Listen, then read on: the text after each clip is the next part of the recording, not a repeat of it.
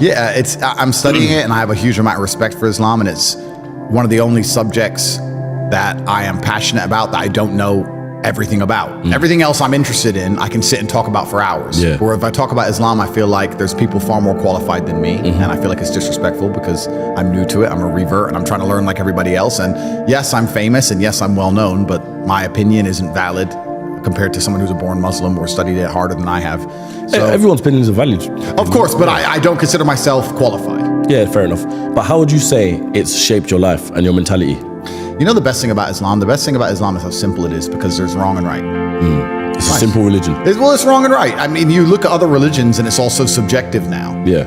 And that's why I've said many times on different podcasts that it's the last true religion. If you don't have a strong barrier, if you don't have a yes and a no, you don't have a religion. If you tolerate everything, you stand for nothing. And if you believe in God and you say, I believe in God, but I'm not a Muslim, I'm going to say, okay, that's fine. You're a Christian. What is Christianity anymore? What does it mean? You can go to a Christian country, and America, let's take, for example, and you'll get in more trouble for insulting George Floyd than you will for insulting Jesus Christ. Yeah, for sure. You can walk down walk down the street with a t-shirt saying Jesus is gay. Girls barely go to church. If they do, who knows what they were doing the night before. None of it means anything. And then if you go and find a Christian that says this trans person has changed gender, what do you think about that? Christians are so soft, they're going to go, well, I hope he finds redeem, and I hope he finds guidance. Haram, bro. Haram. No, you didn't. It's haram. And I like that it's yes and no. And what's the point in a religion if you're too afraid to say what you believe in, or afraid to stick up for it, or afraid to defend it? Then what's the point in any of it? So I feel like it's the last true religion. I feel like it's the last religion on the planet. And it's kind of interesting because since my reversion, I've had lots of conversations with the right-wing conservatives who were upset by my reversion as if I cared. And a lot of them said to me, oh yeah, but it's a Christian country. We need to restore Christianity to England or wherever. And they don't seem to understand that the basic law of the universe is that power vacuums get filled. This is the basic law of the universe. If a tiger arrives in a brand new habitat and there's no other predators, it's going to destroy and eat all the rabbits and is going to take over. Facts.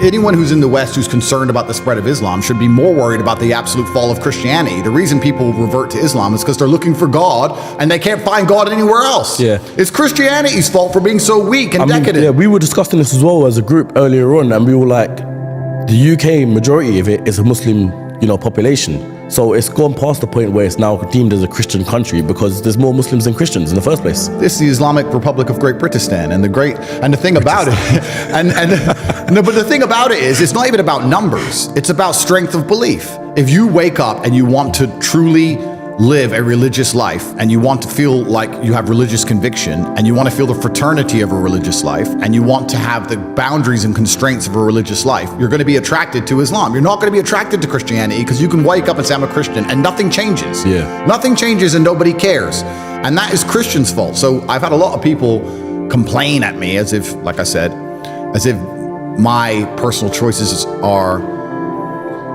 something I should... I mean, it's kind of, I'm self-analyzing as I talk here.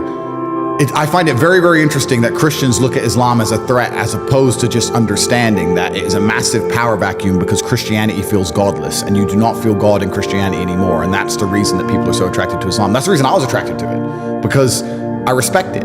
How can you believe in something you don't respect?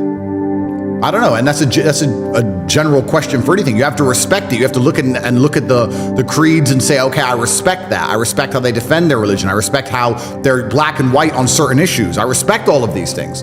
Also, it's kind of interesting because if you want to measure the success of a religion, you can measure it in regards to how many people follow it, or like you just said in the UK, or how fast it's growing. But I think the number one measure of success for a religion is how well it preserves the sanctity of a society. I think that if you want to say, is this a successful religion? Well, then you'd look at the society which it governs and say, are the creeds of the religion being adhered to by the society that it governs? I would argue that most Islamic countries have an Islamic feel. I would argue you'd avoid a lot of the LGBT garbage. You'll avoid a lot of the woke insanity. You'll avoid a lot of the feminism, which has destroyed the West, and all these things, because Islam is being adhered to and it's keeping the society functioning. Do I go to Christian countries and feel like Christianity is preserving them? Not really. Christians must feel a deep resentment towards Muslims, especially the true believers, because we stick up for what we believe in, and they want to, but they can't because their own religion has become so woke and almost betrayed them. How can you stand up and say, I'm a Christian and I mean it, and you better, when they have gay preachers? Like, it doesn't make any sense. And your fellow Christians will turn on you and call you a bigot. Your fellow Christians will call you a bigot and call you hateful for saying that a man shouldn't chop his dick off. And then you're going to sit there and say I'm a true Christian. Yeah, it doesn't work. So all the Christians I speak to who truly believe, and I've spoken to a lot of them, they are very envious of Islam. And I'm like, well, then what's the delay? But they feel like an affinity to Christianity because they were raised with Christianity or they're born Christian, and perhaps they see Islam as a Middle Eastern religion, which is kind of interesting because Christianity is a Middle Eastern religion. I read somewhere that only 18% of Muslims are even Arab. I think the largest, there's obviously a huge black proportion, and Indonesia is a massively Islamic country. If you believe in God, I don't see how you cannot be a Muslim. I just don't see the attraction to any other religion that makes any kind of sense. And you can also look at this, and this is why I'm careful to discuss this subject, because I don't want to get in trouble with people who know more than me, but you can also look at this from the ideological and the theologian standpoint in regards to what happens after we die, and superpowers and Allah and Muhammad, peace be upon him, and all these things that we don't quite understand. But you can also discuss it right here on earth with what you see, like I said about preserving the sanctity of the society. So you sit and say, okay, well, if you're Christian, how is Christianity saving your children from the oncoming enslavement? How is your Christianity saving your children from the slave mine programming? How is Christianity protecting you? How is Christianity helping your neighbors? How is Christianity preserving anything?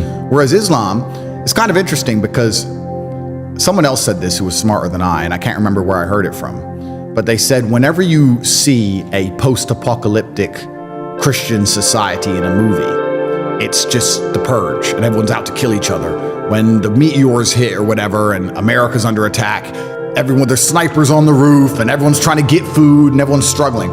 Whereas if you look at a post-apocalyptic Islamic society, which exists right now, they're on the earth right now, they function and people still love each other. And it's the belief in God that keeps them together. I mean, there's no legal system in Gaza that's stopping people from committing crime.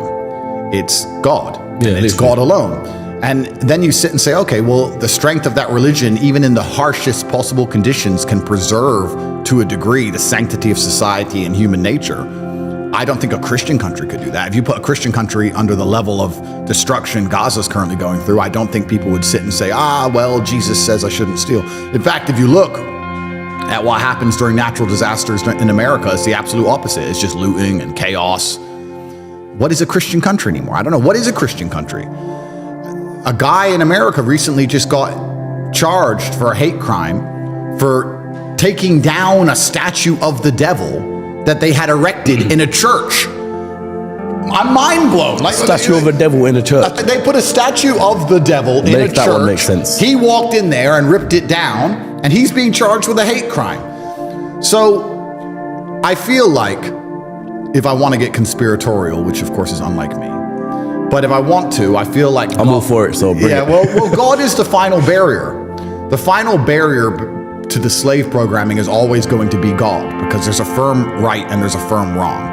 They're going to come along and convince us all that the sky is green, and it's unfortunate because slowly they're going to win. Right now, we laugh at the fact that a man can chop his dick off and become a girl. We laugh at that. But our great-grandchildren won't laugh at that idea. Unfortunately, slowly they're creeping in, and the only barrier to this insanity, the final protection, is God, the book that says yes and no. Simple.